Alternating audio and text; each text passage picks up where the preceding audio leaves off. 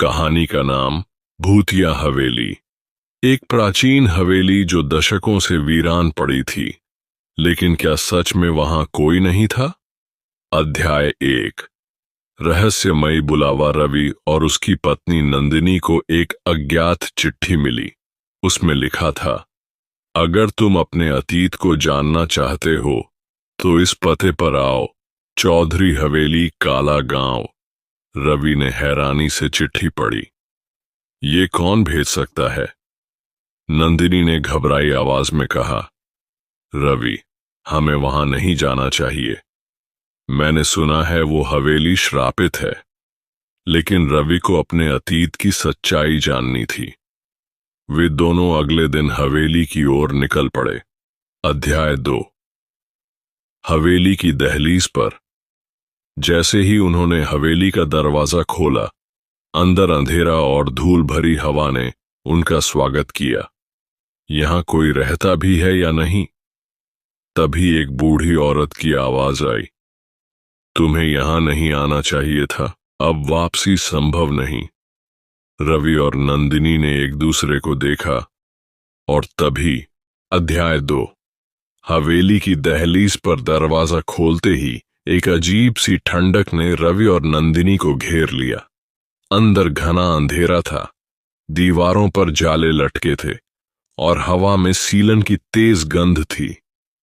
नंदिनी ने कांपती आवाज में कहा, रवि, मुझे यहां अच्छा महसूस नहीं हो रहा, चलो वापस चलते हैं। रवि ने उसकी ओर देखा, लेकिन उसके कदम आगे बढ़ते रहे।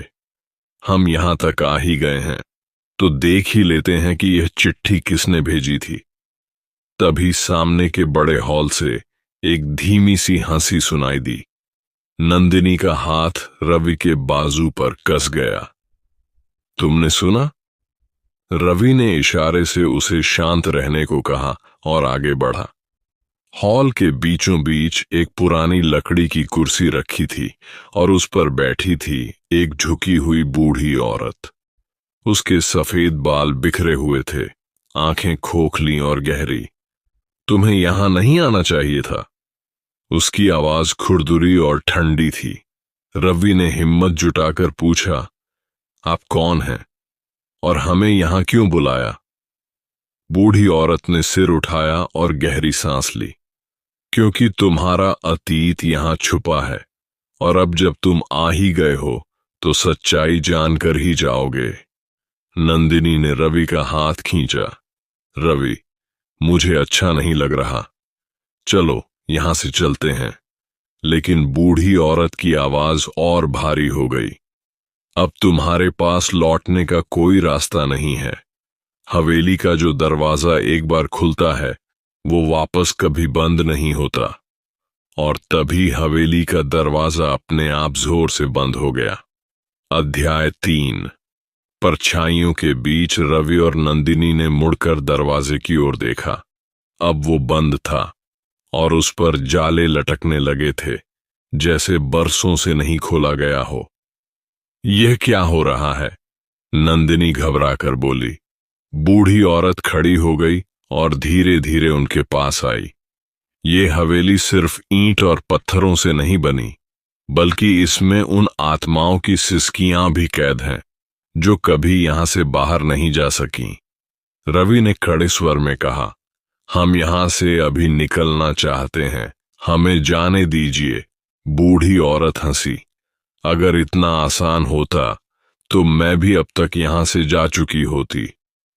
तभी अचानक हवेली की दीवारों पर परछाइयां नाचने लगीं। हवा में किसी के फुसफुसाने की आवाजें गूंजने लगीं। रवि, कोई हमारे पीछे खड़ा है। नंदिनी की आवाज कांप उठी। रवि ने धीरे धीरे मुड़कर देखा और जो उसने देखा। अध्याय 4। परछाइयों का खेल। रवि ने धीरे धीरे मुड़कर देखा। पीछे एक लंबा काला साया खड़ा था। उसकी आंखें सुर्ख अंगारों की तरह जल रही थीं। शरीर से घनी धुंध उठ रही थी, जैसे वो इंसान न होकर सिर्फ एक परछाई हो। नंदिनी की सांसें अटक गईं। उसकी आंखें भय से फटी रह गईं। रवि, ये ये क्या है? परछाई धीरे धीरे उनकी तरफ बढ़ने लगी। उसके कदमों की कोई आवाज नहीं थी, लेकिन हवेली की दीवारों पर उसकी परछाई बड़ी होती जा रही थी। रवि ने नंदिनी का हाथ पकड़ा और तेजी से दरवाजे की तरफ भागा, लेकिन जैसे ही उन्होंने दरवाजा खोलने की कोशिश की, उनके हाथों में सिर्फ धूल आई। दरवाजा दीवार में बदल चुका था। नंदिनी चीख पड़ी, हमें बाहर निकालो, कोई है? बूढ़ी औरत ने एक लंबी सांस ली।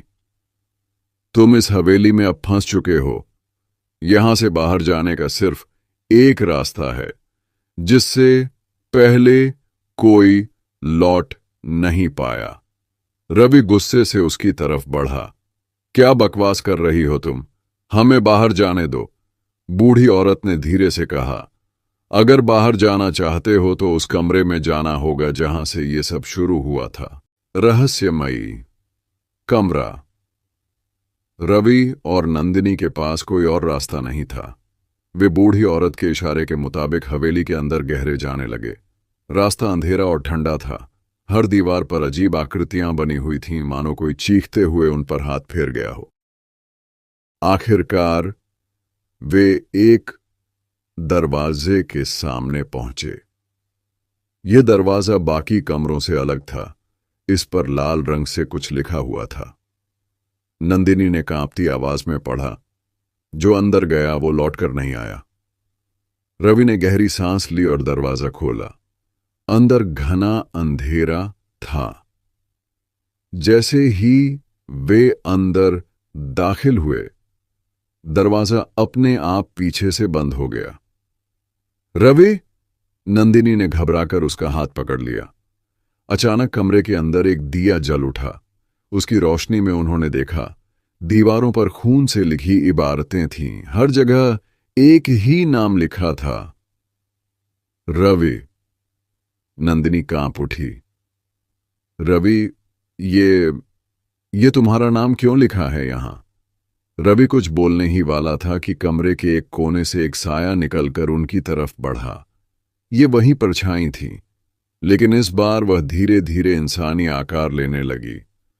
कुछ ही पलों में उनके सामने एक आदमी खड़ा था, ठीक रवि जैसा दिखने वाला। तुम कौन हो? रवि की आवाज थरथर आ गई। उस आदमी ने सिर उठाया। उसकी आंखें गहरी काली थीं। उसने धीमे मगर डरावने स्वर में कहा, मैं वो हूं जो इस हवेली में पहले भी अध्याय 6 दूसरा। रवि का सिर चकरा गया। सामने खड़ा आदमी हूबहू उसकी ही तरह दिख रहा था। वही चेहरा, वही आंखें, लेकिन उसकी आंखों में एक अजीब सा अंधेरा था, मानो उसकी आत्मा मर चुकी हो। नंदिनी ने रवि का हाथ कसकर पकड़ लिया। ये क्या हो रहा है रवि? सामने खड़े उस दूसरे रवि ने ठंडी आवाज में कहा, तुम सोच रहे हो कि तुम असली हो, लेकिन क्या तुम्हें यकीन है? रवि ने गुस्से से कहा, बकवास मत करो, मैं असली रवि हूं। दूसरा रवि हंसा। उसकी हंसी पूरे कमरे में गूंज उठी। यही तो मैंने भी सोचा था जब मैं यहां आया था। लेकिन फिर धीरे धीरे सच सामने आया। नंदिनी ने कांपते हुए पूछा, क्या सच? दूसरे रवि की आंखें चमक उठीं। कि मैं असली नहीं था। इस हवेली ने मुझे निगल लिया और मुझे मेरे ही जैसे किसी और से बदल दिया। अब वही तुम्हारे साथ होगा। रवि, तुम यहां से कभी नहीं जा पाओगे, बल्कि अब बाहर जाने वाला रवि मैं हूं। अध्याय 7 असली और नकली की जंग। रवि ने गहरी सांस ली। अगर तुम मुझ जैसे हो तो यह भी बताओ कि इस सब का अंत कैसे होगा। दूसरा रवि मुस्कुराया। बस एक ही रास्ता है, या तो तुम रहोगे या मैं। अचानक कमरे में तेज हवा चलने लगी। दीवारों से खून टपकने लगा। हवेली की छत से कई चीखें गूंजने लगीं, जैसे कोई अदृश्य आत्माएं उन्हें देख रही हों। रवि, हमें यहां से निकलना होगा। नंदिनी ने दरवाजे की तरफ भागने की कोशिश की, लेकिन दरवाजा अब गायब हो चुका था। दूसरे रवि ने धीरे से कहा, अब भाग नहीं सकते, अब बस एक को ही यहां रहना होगा। वो झपट कर रवि पर टूट पड़ा। दोनों जमीन पर गिर पड़े और एक भयानक संघर्ष शुरू हो गया। रवि ने घूंसा मारा, लेकिन दूसरा रवि भी उतना ही तेज था। हर वार का जवाब मिलता था, जैसे दोनों एक ही शरीर के हिस्से हों। नंदिनी ने रोते हुए कहा, रवि, तुम ही असली हो, तुम ही बचोगे। लेकिन अचानक दूसरा रवि मुस्कुराया। सच में? तो फिर बताओ, असली कौन है? रवि और नकली रवि दोनों अब एक जैसे ही दिख रहे थे, एक जैसी ही आवाज में बोल रहे थे। नंदिनी का दिमाग सुन्न हो गया। वो किस पर भरोसा करे? अध्याय 8, अंतिम फैसला। नंदिनी की आंखों में आंसू थे। उसके सामने दो रवि खड़े थे, दोनों एक जैसे, दोनों मदद के लिए पुकार रहे थे। पहला रवि बोला, नंदिनी, मैं असली हूं, मेरी आंखों में देखो, तुम मुझे पहचान लोगी। दूसरा रवि मुस्कुराया, नंदिनी, ये झूठ बोल रहा है। अगर तुमने गलत फैसला लिया तो हमेशा के लिए हवेली में कैद हो जाओगी। नंदिनी कांप रही थी। उसने अपनी आंखें बंद कीं और अपने दिल की सुनी। फिर अचानक उसने एक पुरानी लकड़ी उठाई और पूरे जोर से एक रवि के सिर पर दे मारी। चीख गूंज उठी। जिस रवि को मारा गया था, उसकी आंखें धीरे धीरे काली पड़ने लगीं। उसका चेहरा विकृत हो गया, उसकी चमड़ी झड़ने लगी और कुछ ही सेकंड में वो धुएं में बदलकर हवा में घुल गया। नंदिनी कांपते हुए असली रवि से लिपट गई। रवि, तुम सही में हो ना? रवि ने नंदिनी को कसकर पकड़ लिया। हां नंदिनी, अब हम बच गए। अध्याय 9। हवेली का श्राप। कमरे की दीवारें धीरे धीरे हिलने लगीं। पूरी हवेली कांप रही थी। बूढ़ी औरत अचानक प्रकट हुई। उसकी आंखों में आंसू थे। तुमने उसे हरा दिया, ऐसा पहली बार हुआ है, रवि ने कहा। अब हमें जाने दो। बूढ़ी औरत ने सिर झुकाया। अब दरवाजा खुल जाएगा, लेकिन याद रखना, जो भी इस हवेली में आता है वो खुद को खो सकता है। दरवाजा अचानक प्रकट हुआ। रवि और नंदिनी तेजी से भागे। जैसे ही वे बाहर निकले, हवेली अचानक जोरदार गड़गड़ाहट के साथ गायब हो गई। वे सड़क के किनारे गिर पड़े। पीछे देखा तो वहां सिर्फ एक वीरान जमीन थी। हवेली का कोई नामो निशान नहीं था। अध्याय 10। क्या सच में अंत हुआ? रवि और नंदिनी घर लौट आए। सब कुछ सामान्य लग रहा था, लेकिन रात को नंदिनी की आंख अचानक खुली। उसने देखा रवि खिड़की के पास खड़ा था।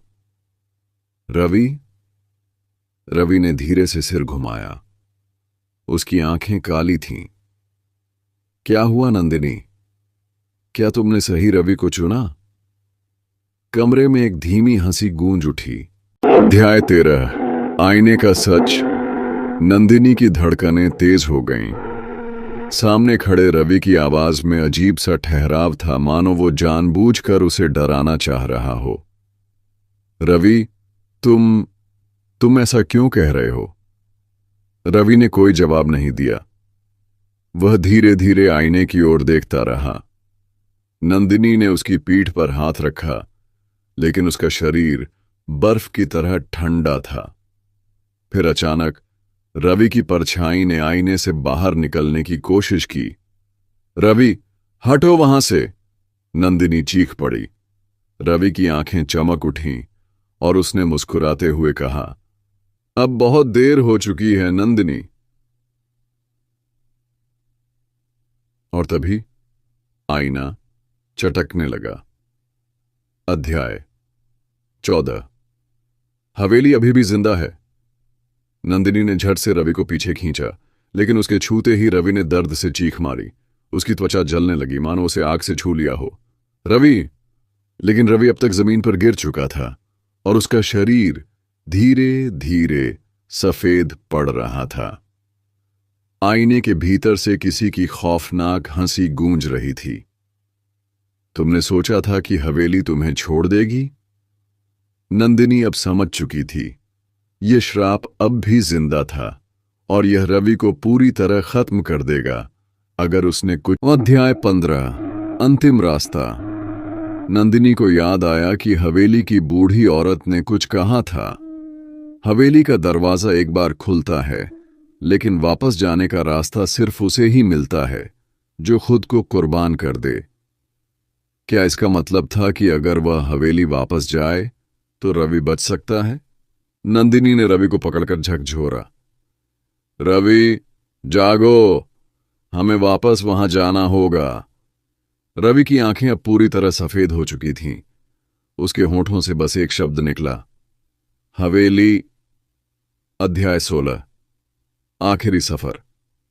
नंदिनी रवि को लेकर फिर से उसी रास्ते पर चल पड़ी जहां से यह सब शुरू हुआ था। रात के अंधेरे में वह किसी तरह उस जगह पहुंची जहां हवेली पहले खड़ी थी, लेकिन वहां अब सिर्फ वीरान जमीन थी। नहीं, यह जगह तो वहीं थी। नंदिनी ने जमीन पर घुटनों के बल बैठते हुए कहा। तभी ठंडी हवा चली और जमीन हिलने लगी। धूल के गुब्बार में धीरे धीरे हवेली फिर से प्रकट होने लगी, जैसे यह कभी गई ही ना हो। दरवाजा अपने आप खुल गया। नंदिनी कांपते हुए रवि को अंदर ले गई। हवेली के अंदर वही पुराना अंधेरा था, वही सरसराहट, वही जमी हुई ठंड, और हॉल के बीचों बीच वह बूढ़ी औरत खड़ी थी। तुम वापस आ गई? उसने धीमे स्वर में कहा। मुझे रवि को बचाना है, नंदिनी चिल्लाई। बूढ़ी औरत मुस्कुराई। क्या तुम सच में उसे बचाने के लिए कुछ भी करोगी? नंदिनी ने बिना सोचे कहा, हां। बूढ़ी औरत ने हाथ उठाया और हवेली की दीवारें हिलने लगीं। चारों ओर से परछाइयां निकलकर घूमने लगीं और हवेली का माहौल अचानक और डरावना हो गया। तो फिर बूढ़ी औरत की आवाज भारी हो गई, तुम्हें एक और बलिदान देना होगा। अध्याय 17 असली बलिदान। नंदिनी घबरा गई। क्या मतलब? बूढ़ी औरत आगे बढ़ी। रवि को बचाने के लिए तुम्हें अपना अस्तित्व छोड़ना होगा। तुम हमेशा के लिए इस हवेली की आत्मा बन जाओगी। क्या तुम तैयार हो? नंदिनी सुनने पड़ गई। उसने रवि की ओर देखा, जो अब भी बेहोश पड़ा था। अगर वह नहीं मानी तो रवि हमेशा के लिए इस श्राप का हिस्सा बन जाएगा, लेकिन अगर वह मान गई तो वह खुद हमेशा के लिए इस अंधेरे में खो जाएगी। अध्याय 18 फैसला। नंदिनी ने गहरी सांस ली और कहा, मैं तैयार हूं। बूढ़ी औरत की आंखों में एक अजीब चमक आ गई। उसने हाथ उठाया और हवेली के चारों ओर आग की लपटें उठने लगीं। हवेली कांपने लगी जैसे कोई बहुत पुराना श्राप टूट रहा हो। रवि की आंखें खुलीं। उसने नंदिनी को देखा और धीरे से फुसफुसाया, नंदिनी, मत करो। लेकिन तब तक बहुत देर हो चुकी थी। नंदिनी ने एक आखिरी बार रवि की आंखों में देखा, मुस्कुराई और कहा, अब तुम्हें जीना होगा रवि। अगले ही पल एक जोरदार चीख के साथ हवेली के दरवाजे बंद हो गए। अध्याय 19 वापसी। सुबह होते ही रवि ने खुद को जंगल के किनारे पाया। हवेली गायब हो चुकी थी, लेकिन नंदिनी भी नहीं थी। रवि ने चारों ओर देखा। उसकी आंखों में आंसू थे। नंदिनी, लेकिन कोई जवाब नहीं आया। तभी हवा में एक धीमी फुसफुसाहट गूंजी, अब तुम सुरक्षित हो रवि। रवि घुटनों के बल गिर पड़ा। अध्याय 20 क्या यह सच में अंत है? रवि वापस अपने घर लौटा, लेकिन वह अब पहले जैसा नहीं था। वह हर रात सपनों में नंदिनी को पुकारता, लेकिन वह कभी वापस नहीं आई। फिर एक दिन जब रवि आईने के सामने खड़ा था, उसने देखा कि उसके पीछे कोई परछाई थी। उसने धीरे से कहा, नंदिनी। परछाई मुस्कुराई और कहा, मैं वापस आ गई। और तभी कमरे की लाइट्स बुझ गईं। समाप्त।